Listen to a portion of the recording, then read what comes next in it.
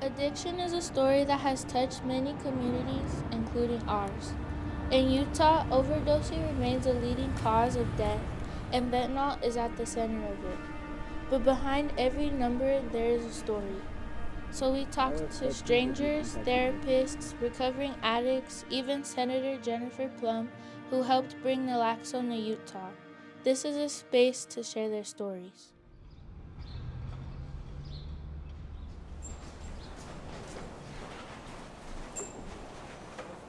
I'm Amina. Hi, I'm Tatiana. Hi, my name is Fernando. I'm Ivan. I'm Ayana, and we are the Ethical Boys Girls Club.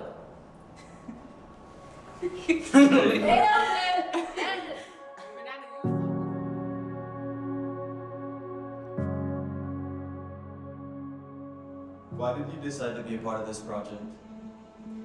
I want to do this. Why I wanted to do The this. reason why I want to do this project. I wanted to do this The project. reason why I chose to do this is because I don't like seeing like that type of stuff in my community, and you could just walk down the street and see like a whole bunch of people that are like not supposed to be doing that, or sometimes they'll like even like as a kid they'll walk up to you and ask you like certain questions or something, and me personally I want to change that because I don't want like my younger brothers to grow up and feel like unsafe just walking up to them. I have seen most of my family members go through drug misuse, and it made me feel a type of way when people aren't supportive and don't even try to help. And usually when when people go through stuff like that, you need someone by your side, even if they don't get along with you and don't like what you're doing. Having that person in your life is everything, and that's why I wanted to do it. I think it's a big opportunity to make a change and a big problem that a lot of people are going out of their way to like fix. And like everybody has saying, like they've seen people go through it, and my family has gone through it a lot, so I just want them to like get a message of it.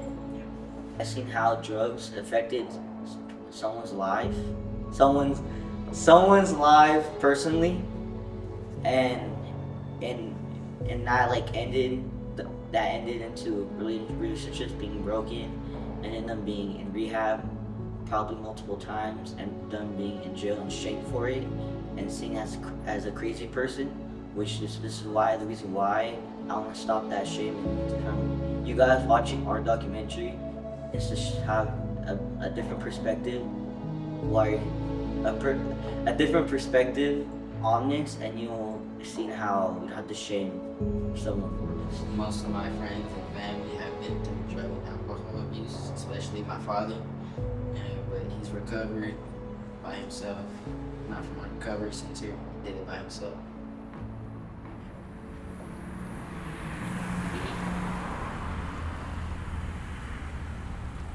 Hey, how are you? Do you mind if we could interview you for our mini documentary that we're making? Sure, yeah. Have you seen anyone you know, if you want to share, about who's going through recovery? That's a good question. You know, I've been lucky enough not to, I don't know if lucky or to call it lucky or not, but I haven't been like very close to someone that like consumes a lot of like an addiction problem. Right? I haven't- Substance abuse has affected my life major. My parents did substances, my grandparents did substances, so now I'm like left alone. There's like 5 people left in my bloodline. My daughter now is adopted out to another family because of my substance abuse use. So it's like a trickle-down domino effect. But the only way to fix it, like he said, is come in and get people like us with people that aren't like us and come together as one to help fix it, because they're just utilizing their mind and what they are learning in schools and what they're seeing. They're not actually getting people who have experienced it. How old were you when you were introduced to substances? I was raised in foster homes, so I knew of substances like around me and stuff like that, but I was 18. I first started using meth right away. I didn't even drink or do any other drugs. I met my biological family, and I just wanted to be a part of that shit. And that's my excuse for why I used meth, but that's really what it was.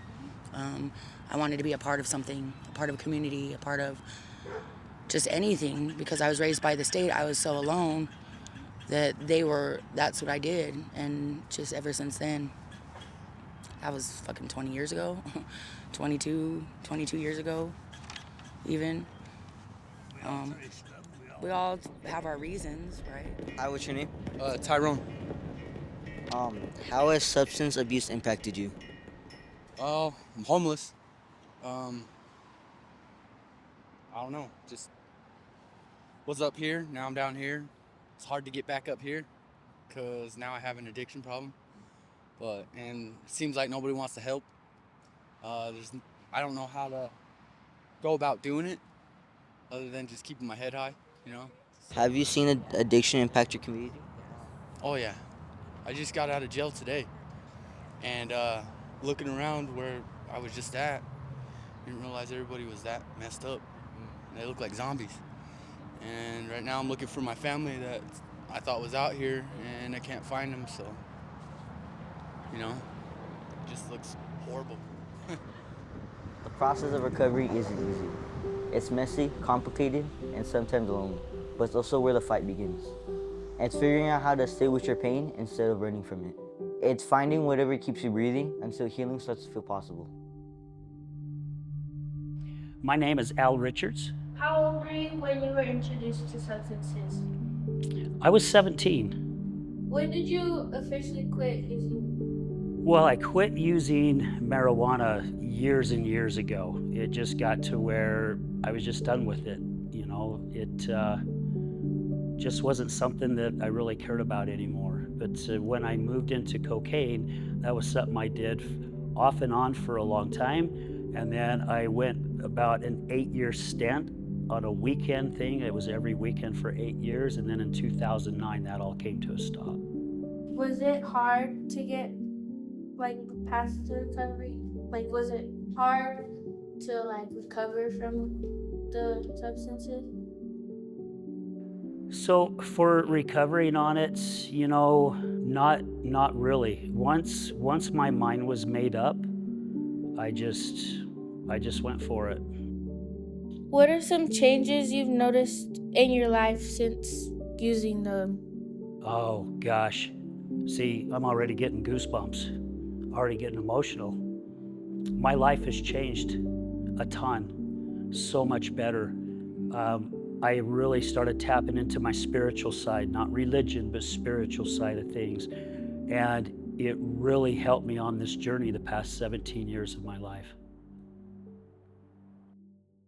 What was going on in your life when you were introduced to substances, or they just got in your life?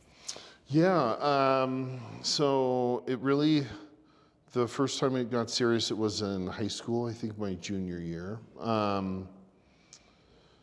You know, I always kind of grew up with substances are bad and stay away from nicotine and alcohol and marijuana and other harder drugs. I think in high school it slowly became kind of the more acceptable thing to do. I don't know what led to my first time, but I remember the first time I got high or the first time I got drunk, I felt a lot less self-conscious about having a speech impediment, feeling like an awkward dude. Immediately it kind of felt like home, like I found something that didn't make me feel so self-conscious or just generally cringy. Hi, what's your name? My name's Joshua Archuleta. Oh, okay. Nice meeting you. Thank you so much for coming to this interview with us. Tell me a bit about it yourself. Well, I work a full-time job. I'm a framer. I build homes, custom homes right now. And I was I have been in treatment. It's Odyssey IOP, and I've been going every other day. I mean, when I first started, it was every day from 5 to 10. And as I moved up levels, I just graduated yesterday. So I was down to 2 days a week, but I go to work all day and then I go to class all night, only twice a week, but now it's over. Recovery for many is not linear. It can be filled with setbacks, small wins, lessons, and the choice to keep showing up.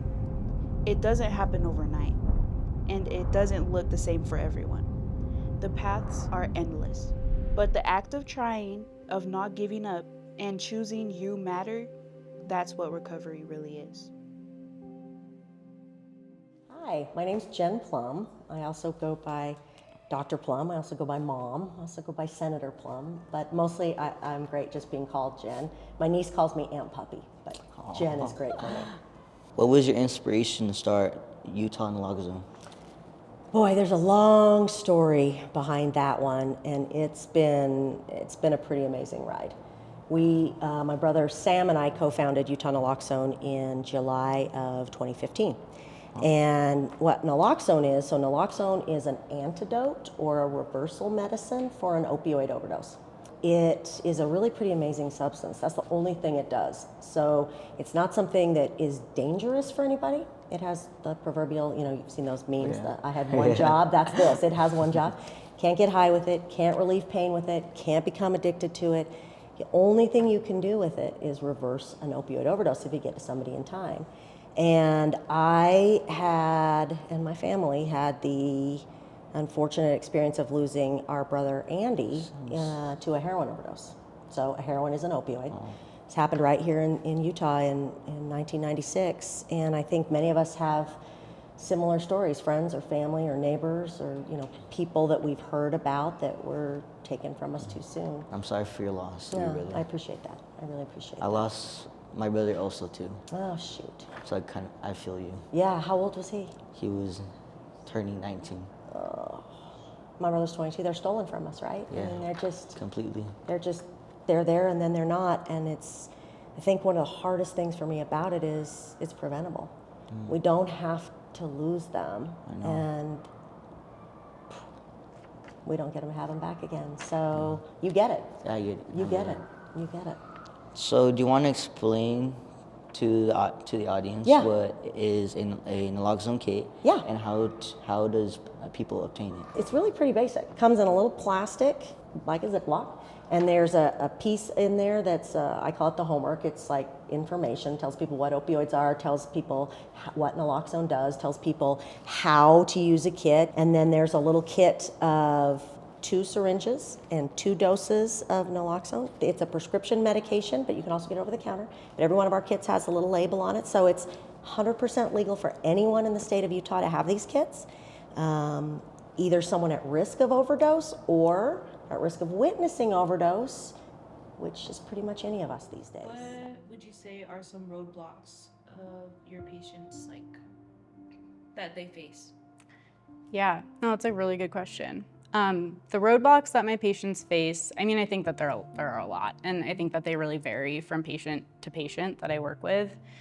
I think a really big roadblock is, in order for people to be successful in recovery, a lot of times you have to really make changes to your social environment and just your environment in general. And that's really hard to do. It's not always possible for people. And so I think when people decide that they want to make changes and they do a lot of that internal work, but then go back to the same social circles or the same environments that they came from, it's really hard to break those cycles. And so I think that's a really big roadblock. I'd say another one is just a lot of people that struggle with addiction have to come to terms and work through a ton of shame. And so I think that's a really big roadblock, is just figuring out how to sit in the shame that they feel and not escape it, and forgive themselves and have some self-compassion in the process of recovery. It was a hard road.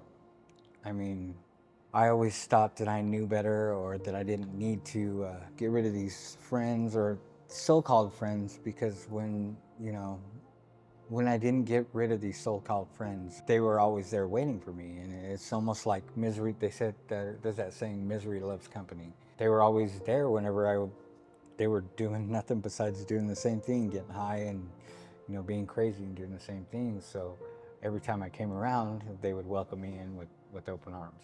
So I think that's like the key to my recovery, is staying away from people that are using or in that lifestyle. What would you say was the hardest part of your recovery? I mean, I think that's a great question. I think it's that real change in mindset where, like, even today, I think like marijuana gets like kind of a party vibe, or like it's healthy, it's a way to relax, it grows on plants, it's good for you, it helps with glaucoma or things like that. And like society-wise, wide, it is viewed as really helpful. So it was hard for me to identify that like that was the problem. What I was so much more comfortable with was like, life is unfair. It's unfair that I have a speech impediment. It's unfair that I'm a type 1 diabetic. It's unfair that, fill in the blank, right? Like, a very comfortable place was like blaming things outside of myself. So like taking personal responsibility for my own bullshit was like fairly hard. Sobriety isn't just the absence of a substance, it's the presence of something deeper. It's clarity, it's accountability, it's growth. It's learning how to live again with purpose, with peace, and with power.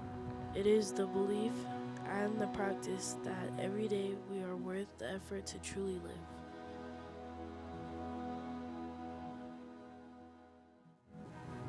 Do you have any hobbies that you like I to- do. Right now I'm a big fan of Fortnite. What are some activities that you enjoy to like help you stay sober and out of that? Okay, I seek talent. So I like to find hidden talent within my city, within my homeless community as well, and maybe write some music, write some stories, write some art. Art, I like art. My hobbies are hiking, golfing, just being in the outdoors. I like to camp, I like to go bike riding, just all kinds of things. I'm pretty outgoing. I like to just do that, whatever. I love to go up to my cabin and I love to kind of kayak around, but I also love to just lay out in the sun and read a book and take a break. I love to rescue old senior dogs, so I have quite a few of these kind of little funny pugs that hang out with me. What message would you give to people? The message I would share is like, the journey in trying to change yourself is worth it. Though it doesn't happen like exactly when or how I would want, like, or I had hoped. What message do you want others to hear? Man, no matter how bad your life gets, doesn't matter how young you are, how old you are, you can change. Find a way, whatever way that may be. Find something that you enjoy. If you used to do a hobby and you stopped doing the hobby because you got so lost in your life, get that hobby back. You might find yourself finding another hobby, but don't ever stop giving up, because life is too precious. Way too precious. What do you feel like is an important message for them to take away from this, from their process in recovery, and like what the hope would look like for the future for them in the event that they are? I mean, there's so many things involved, but I think addicts helping other addicts is one of the smartest things that they ever had thought of, because who could help you more than somebody who's been through the same thing?